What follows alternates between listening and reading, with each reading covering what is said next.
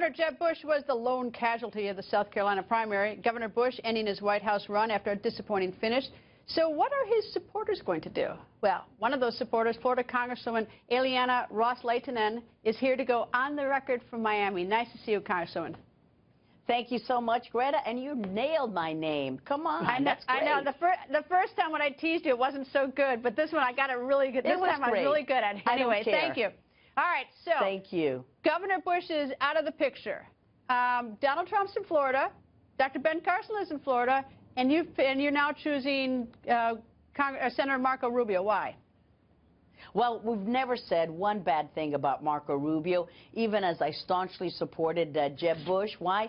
Jeb was the campaign manager for my first race to Congress down around the Civil War times.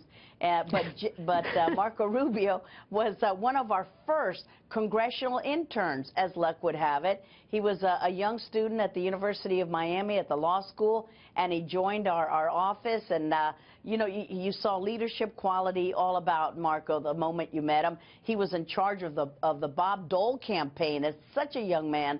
So I've known Marco forever. I just worked closer with Jeb, and I'm so proud of Jeb. He's a man of integrity, a man of principle, so I wish him and his family much success, and may they find peace and happiness. This was just not the year of an establishment candidate with experience. This is the year of the angry electorate and the anti-establishment candidate.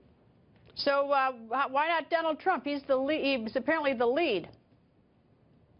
I've worked with Marco. I've worked with him on legislation that was able to become law. For example, just a few weeks ago, we passed the U.S.-Jordan initiative to have a better partnership with the great the friend of the United States and Israel, Jordan. I also worked with him, and we passed also a bill saying, calling on the Obama administration to sanction individuals from Venezuela who are trampling on the human rights of that country. So Marco's been a great legislator, Florida speaker, and just an all-around good guy, and he's a constituent of my congressional district. All right, so I don't know exactly why I know Trump, but let me move on to something else.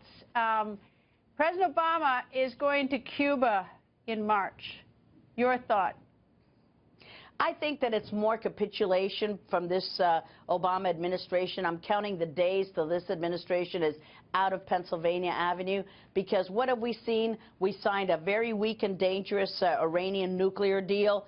Check it off the list. He's going legacy shopping, and now he's turned his attentions to Cuba. He wants to be the first president since Calvin Coolidge to go to Cuba. But the conditions, he said, have to be right. That's what he said once upon a time, Greta.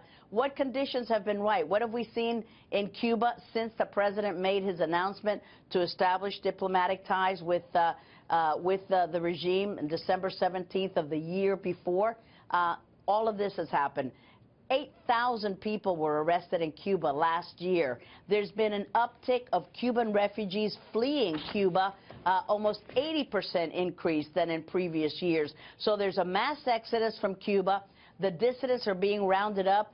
This Sunday, as we're announcing the president's trip to Cuba, another 100 people were arrested. This administration doesn't care what's going on in Cuba. It is just concession after concession, a one-sided deal. That's all we've gotten out of Cuba. We've changed everything, and we're not demanding that Raul Castro change a thing. Congresswoman, thank you for joining us. Thanks, Greta.